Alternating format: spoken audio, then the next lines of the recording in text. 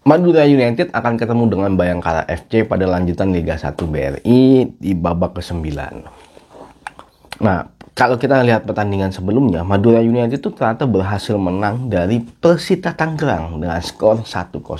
Kita lihat dulu statistiknya seperti apa ya.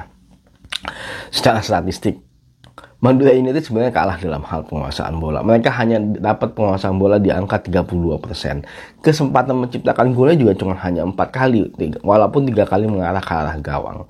Secara serangan mereka pun juga kalah jauh dari Persita Tangerang. Mereka hanya mendapatkan 53 kali serangan berbahaya juga kalah jauh dari Persita Tangerang. Mereka hanya mendapatkan 24 kali serangan berbahaya.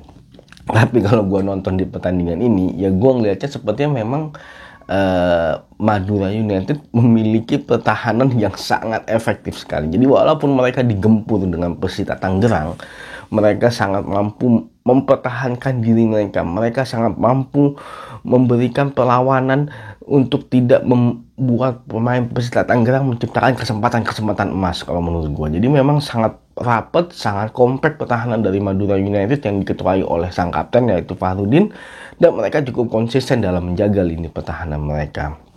Nah, sedangkan mereka mencoba untuk melakukan serangan balik, dan serangan balik yang mereka lakukan kadang-kadang mendapatkan set piece ataupun melakukan pelanggaran dari pemain Persita, dan akhirnya mereka berhasil memanfaatkan itu menjadi sebuah gol melalui sebuah tendangan bebas yang sangat keren kalau menurut gue. Dan ya memang ini salah satu kehebatan dari seorang Jaja atau Hugo Gomez ya, yang memanfaatkan bola-bola mati.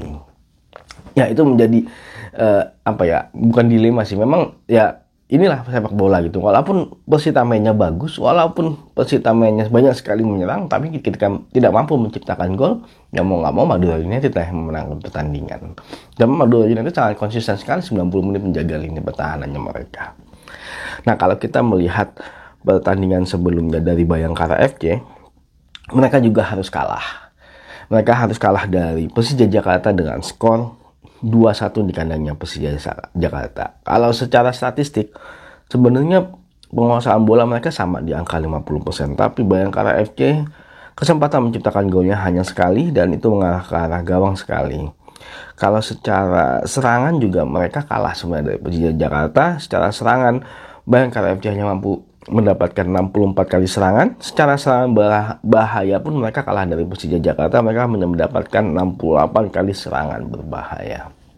Ya, kalau gue ngeliat memang pertandingan ini Bayangkara FC memang keserang banget sama Persija Jakarta. Persija Jakarta memang sangat menguasai pertandingan kalau menurut gue di pertandingan kali ini. Tapi sebenarnya Bayangkara FC itu kesempatan mereka dapat gitu, tapi mereka sayang memanfaatkan itu. Jadi sebenarnya Persija Jakarta sempat melakukan beberapa kali kesalahan kalau pas gua nonton pertandingan di lini pertahanannya mereka, dan sebenarnya itu menjadi peluang emas buat Bayangkara FC. Jadi mereka sayang sekali mereka tidak bisa memanfaatkan itu, bahkan sampai 3 kali atau 4 kali itu yang gue tonton. Bayangkara FC nggak mampu memanfaatkan itu menjadi sebuah gol. Sangat disayangkan sekali sebenarnya. Walaupun mereka berhasil menciptakan gol dari serangan balik yang sangat luar biasa. Menurut gue Dendi luar biasa mengdribble bola dan akhirnya nggak dijaga. Bahkan Ferrari pun kewalahan menjaga itu dan akhirnya melakukan finishing yang sangat bagus. Ya, tapi ketika mereka mendapatkan kesempatan lagi dari kesalahan pemain Persija, mereka tidak mampu memanfaatkan itu. Sangat disayangkan sekali. Nah, sedangkan lini pertahanan mereka memang sepertinya agak susah ketika menghadapi Persija Jakarta yang mempunyai kemampuan bola-bola atas yang luar biasa kalau menurut gua. Apalagi memang crossing dari Firza Andika yang sangat enak buat Kremencik untuk melesakkan gol ke gawangnya Bayangkara. Dan bahkan ketika set pieces pun mereka tidak melihat kalau Kremencik ada di belakang mereka, dan walaupun itu memang kena deflected oleh Yusuf Ezazari karena clearance yang kurang bagus, ya menurut gue memang harus mereka waspadai ya ketika bola-bola yang cukup membahayakan bagi pertahanannya mereka. Ya agak kurang disiplin ya, tapi memang susah sih karena memang ini pertahanan dari Bayangkara FC agak susah untuk bermain bola-bola atas, kalau terutama dengan Persija Jakarta yang mempunyai kemampuan lebih. Pemainnya sangat tinggi-tinggi sekali, ada Klemencic dan juga ada Yusuf di sana yang sangat tinggi sekali, yang siap menerima bola-bola. Beberapa kali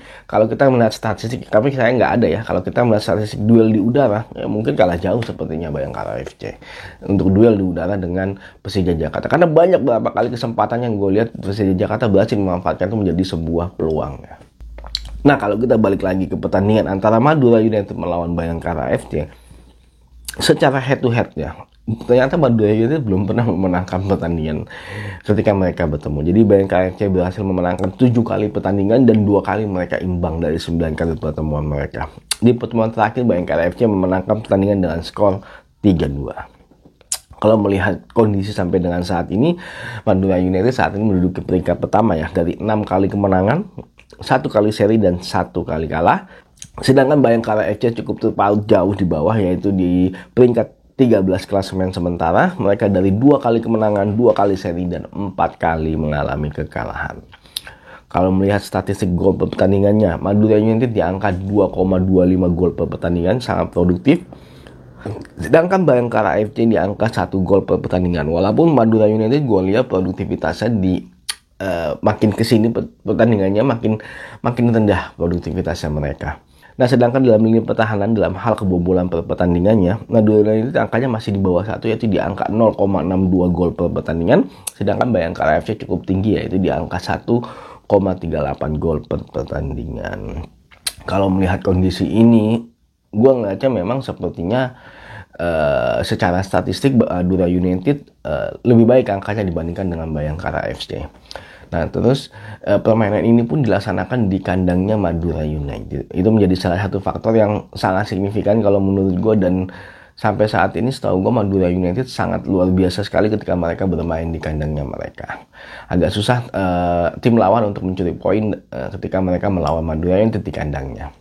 Nah, sedangkan Bayangkara FC memang performanya lagi sangat tidak stabil, dan Coach Widodo sedang menjadi highlight ya kayaknya sepertinya, karena memang sepertinya mereka kurang bisa memberikan kemampuan yang optimal ya. Apalagi sebenarnya mereka mempunyai striker yang cukup bagus, yaitu Yusuf Ezazari, tapi entah kenapa dia tidak berhasil memanfaatkan kesempatan-kesempatan aja menjadi gol ya. Jadi menjadi highlight sepertinya. Kalau Coach Widodo Cahyono Putra apakah layak memegang klub Bayangkara FC yang secara materi sebenarnya cukup kuat sih kalau menurut gue.